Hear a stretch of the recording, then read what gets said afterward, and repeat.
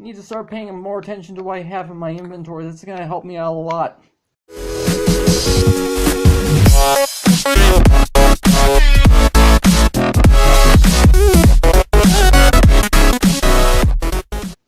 What's up, agents? Zero here. Welcome back to another episode of this survival series, where today we're actually starting things off in my testing world, my creative testing world. I know you guys don't get to see this too often. I got quite a few things going. Yeah, I've been experimenting with banners too. But the reason why I'm starting things off in my testing world is because I actually have something to show you that's going to be basically explaining what I'm going to be doing in my survival episode today. So over here I have set up a basic example of my skeleton farm. So if I come in here, you guys aren't going to be able to see this all too well. Actually, you might be able to, now I'm thinking about it. So if I go in here, this is a basic recreation of my skeleton farm, because when I was putting the skeleton farm together, I was doing some testing to make sure it would actually work.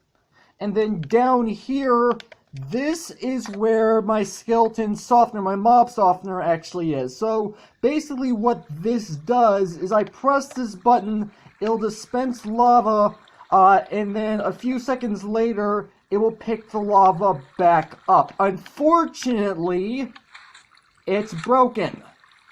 So I found out this earlier today because I was doing a little bit of work and I need to repair my Silk Touch pickaxe, and I was going to use my skeleton farm to do that because my pickaxe does in fact have mending, and I found out that this is not working, and this is the basic redstone behind it, so it's not too complicated. So I found out what exactly the problem was, and it's all the way over here. My redstone testing was admittedly a little bit of a mess. So here's what's going on. This is a piston monostable circuit, or at least it used to be. What I mean by used to be is, here's what would happen normally. This redstone dust would send power through this repeater, through this block, to send redstone signal to the other side. Then a short time later, the redstone dust would power this block down here, then power the piston, cutting off the signal, and this would create a 1-tick delay. It doesn't work anymore, and I found out the reason why because I posted this on the bug report site.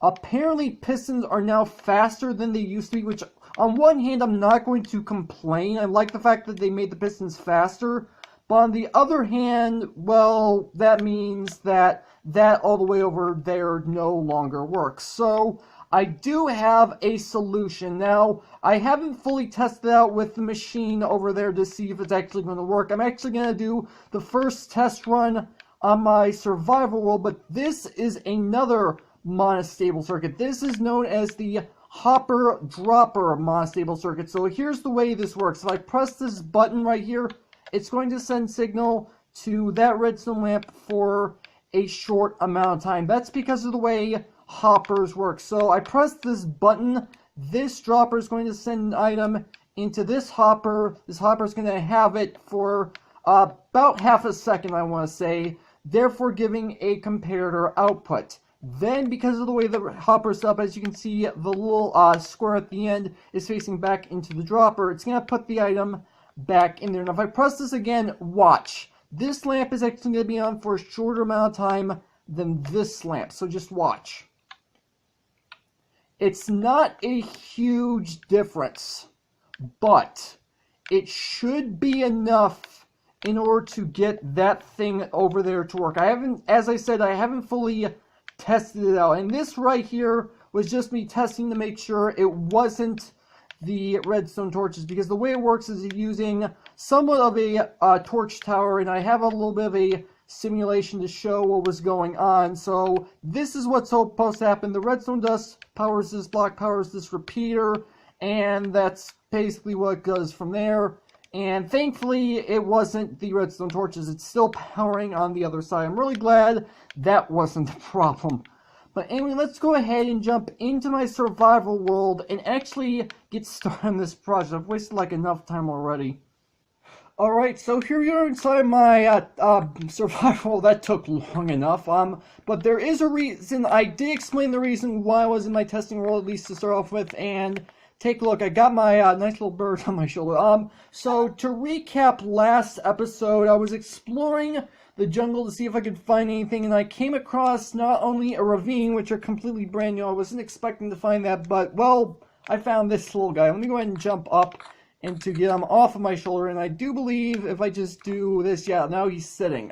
So I mentioned last episode, at the very end of the episode, after I found this guy, that I actually had a name that I picked out for him already. I had a name for him on the spot, which is kind of interesting, but it's actually a name that I think some of you guys will actually like, and there is a reason why I decided to name him what I did. So, here's the name tag right here, and oh yeah, I forgot, apparently it doesn't stay closed. I don't like the helper, so this is going to be his name, Salt. So, there's a reason why I decided I want to name him Salt. So, my grandmother actually had a bird by the exact same name. I don't remember what breed of bird it was, but it was pretty much the same color. It was a grayish white, like, I guess I could also say silver. But that's basically the color it was, and its name was Salt. Now, oddly enough, she also had a bird named Pepper, which I never knew. Go figure that one out. Salt and Pepper. So yeah, so that's what the bird's name is. So, I know I mentioned I had a name for it. I was going to mention it this episode, so I figured might as well go ahead and do it now. So before we go ahead and get started with this project, I do in fact have a few items of which I need to craft. I need some iron ingots. I'm going to need some redstone. Actually, you know what? I'm going to need, I am going to need this hopper. I'm going to need a little bit of redstone dust. Let me go ahead and put this back. How many sticks do I have? 2. Okay, that's not a problem to go ahead and make more. Alright, I'm gonna need more sticks than this. And you know what? I'm gonna have enough sticks to go around with that. I'm gonna need a piece of quartz because I need a comparator in order to set this up. And by the way, if you guys are in fact able to hear some mob noises, and I just realized I need some smooth stone. Wrong chest. I need smooth stone in order to make the comparator itself, and I also need a chest because I need to make oh wait, no, I already have a hopper. What am I thinking? But I do need cobblestone to make a dropper, so I do need this. I do believe I need 7. Yeah, I think that's the recipe, so 7. So, oh yeah, I already have it, so I can go ahead and put this, iron ore away. I completely forgot that I already had the hopper. I need to start paying more attention to what I have in my inventory. This is going to help me out a lot. Alright, so let's go ahead and put this in here, and that's not what I wanted to do. I completely forgot that apparently I can throw things out of my inventory, which in some cases isn't necessarily a bad thing, but it does kind of make things a little bit annoying. So let's go ahead and make some sticks. I'm going to go ahead and make only enough to make the redstone torches that I actually need. So 1, 2, 3, and there we go. Let's go ahead and get this torch. I'm still trying to get used to this whole cursor thing that you see moving around the screen. I'm still trying to get used to this thing. It's not exactly the easiest thing in the world to control, but I kind of like the feature to begin with. I'm trying to get used to it, so just kind of bear with me as I'm trying to get used to it, because eventually I'm going to actually be really good at using it. I don't know how much time that's going to take. Alright, so now I need to go ahead and make the dropper. And if I go ahead and, man, I'm not doing well with this cursor. There we go. So if we go ahead and put redstone right here, there we go. We got ourselves the dropper. So I basically got everything I need to go ahead and fix this machine up. Actually, let me go back in my inventory. Okay, so clock says it's about halfway through the day. So we should technically be fine for right now. I should probably also grab some extra smooth stone because I actually dug out a hole where the machine actually is my mob softener, so that I'd be able to work on the redstone itself. And well, I kind of want to be able to fill that back up. And something else that actually ended up happening, which you're not going to see until we get closer, is that a creeper found me in between episodes. And, well, by found me, I mean blew up. So you can see there's a tree right there that's missing a log. And as well as, well, this entire area is completely covered in just dirt. I had to reform this area because of that stupid creeper. It was obviously nighttime, if you couldn't tell. Actually, that's not necessarily obvious. Okay, so let's go ahead and go down here. Let me just double check to make sure the mob farm is off. And by the look of things, it is. So that's good to know. Now, I know I took out the bucket of lava from inside of the dispenser. Yeah, but where did I put it? It's in here. Okay, that's good to know. Alright. So, I'm going to need to take out this sticky piston. And alright, so let me go ahead and take this out. And I need to get rid of this sticky piston. There we go. And I did not mean to break down any further than that. Alright. So, I'm going to break this piece of redstone dust right here, so I'm going to go ahead and put the dropper, you go ahead and get this stuff out. So the dropper is going to go right here. So I need to go ahead and break this repeater right here, and the hopper needs to come back out. So let me go ahead and crouch, place the hopper in just like that, and it should, in theory, be facing in the right direction. So I'm actually going to be using this stick, this leftover stick, to go into it. So if I put that in there, yeah, that's exactly what I thought I did. Okay, good. Okay, so let's go ahead and pull out this comparator, place that right there. In theory, and I say in theory because this may not actually be what fixes it, but in theory, this dropper should now click twice. So, and it does. Okay, that's good to know. Although, admittedly, it seems to be a little bit slower than I would like it to be, but at the same time, it should technically be working now. So, let's go ahead and put the lava bucket on the inside of this thing and make sure it actually is in fact doing its job. Alright, so it is in fact doing its job, which is good. Something I definitely do want to do, it's almost nighttime. I actually hold on. While I'm down here, let me go ahead and cover up this hole. And I do believe, yeah, I've got a torch in here, so it should be relatively spawn-proof. So if I go ahead and cover up this area just like this. And something that was a little bit unfortunate that happened in between episodes is I was trying to figure out what was wrong with this, and the lava kept dispensing on me, which is fairly obvious because that's the problem I was having, because it wasn't picking itself back up. And it was destroying my buttons, so I had to pick up a few smooth stone in order for me to replace the button, only for it to get burned by the lava again. Which is a bit unfortunate and a bit of a waste of materials, but that's kind of the reason why the hole was dug out a little bit farther than it probably should have been. Probably doesn't make any sense. If that doesn't make any sense, I don't blame you guys for not understanding. Just know that I understand what's going on. That's all that really matters. Let's go ahead and put some of these materials away. So I'm going to put this away, put away the piston, put away the repeater. Let's go ahead and put away the stone items, and I am going to be staying in here for the remainder of the night.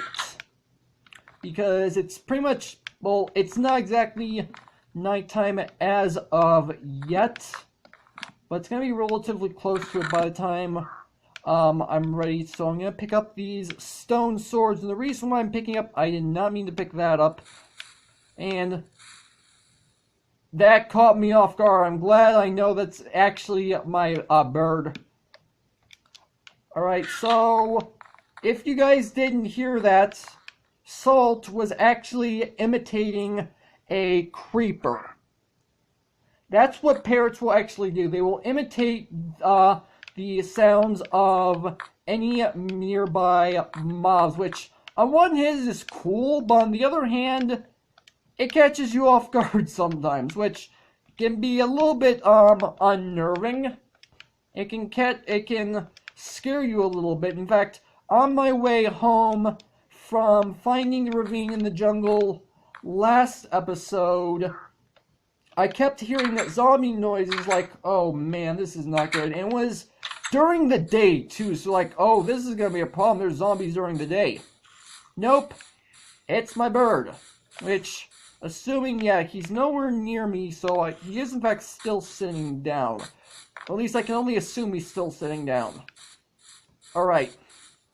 So that is one thing to note about parrots, and actually, one thing I should probably mention, actually I don't think I necessarily need to mention this in the first place, but I'm going to go ahead and mention it anyways. Apparently parrots have been spawning outside the area that I found them, because I was like over here for whatever reason. I don't remember what the circumstances were why I was over here, but I saw a parrot over there in that general direction, and it was the exact same color as Salt. Now, admittedly, oh, I got a lag spike. Now, admittedly, I could have tried to tame this bird, but on one hand, I wasn't actually thinking about taming. I was thinking about trying to come up with a way to fix my mob softener problem. And on the other hand, well, I've already technically got one of that type of bird, and, well, he's technically my only pet. He's not my first pet on this series. The first pet I had was a chicken that decided to visit me while I was working on my, my crop farm, my redstone crop farm, and then in between episodes, I was trying to set up the redstone, and he got out, and I never saw that chicken again. So he's technically so the bird is technically my second pet, but he's the first pet that's actually going to end up staying with me for any decent amount of time. I know some of you are probably thinking, oh, that's sad, the chicken left you and you weren't even doing anything. Yeah, so that's exactly what happened. Now, in theory, I should still be able to one-shot these skeletons with this stone sword. Now, the lava is actually dispensed for a shorter amount of time than previously, and okay, so either he had, okay, so it seems to me that they're now taking 2 hits with a stone sword, which I suppose isn't a problem. Previously they were being one-shot, which admittedly is also due to the fact that, actually I wonder, I might be able to rework the redstone and make like a redstone, dust ladder. I don't know, that doesn't make a lot of sense, but basically you can set up redstone dust so it goes up slabs, and that'll go up, it'll go up as far as the redstone limit will go, and that could inevitably work. That might make it faster because it does take a couple of ticks for the torches to send signal to each other. That's something I'm going to have to take a look at in between episodes. And and the reason why I'm doing what I'm doing is because I do in fact want to try to repair my pickaxe, because it does have mending on it. Just unfortunate that I can't one-shot these guys anymore. But you know what? It's not really too big of a problem. It does at least reduce their health by a significant amount. I'm just going to do this one last time. I know you guys already know what's going on, but I just want to do this one last time because this is admittedly satisfying for me. I'm going to finish repairing my pickaxe in between episodes, and actually my fortune pickaxe kind of needs to be repaired as well. It's not too badly damaged, but it does kind of need to be repaired as well. I might be able to completely repair this thing in just one go, even though it's technically two-shotting them. It's still technically one cycle. That might have made sense, that might not, I don't really know. So yeah, I'm definitely gonna work things out with the redstone in between episodes to see if I can make it so that the lava is being dispensed for a longer period of time, because that's part of the reason why I liked the way it was originally set up. And there you go, that pickaxe is fully repaired. So glad I decided to put mending on these. So let's go ahead and take out the rest of these skeletons. And something I am noticing, then again, this what I'm about to say is gonna be like yeah, that's supposed to happen, so don't let me know down in the comments. I already know this is a thing.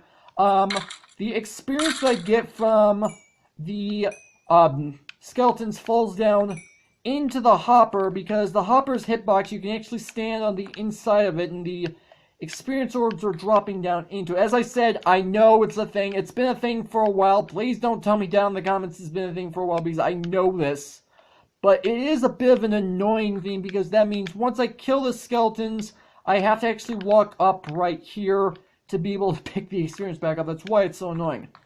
But you know what? With that out of the way, I think this is a good place to go ahead and end off the episode. This episode has been kind of like in two different places at once. First, in my testing role, which I don't do very often. It's like one of the first times in a long time you guys have seen that place.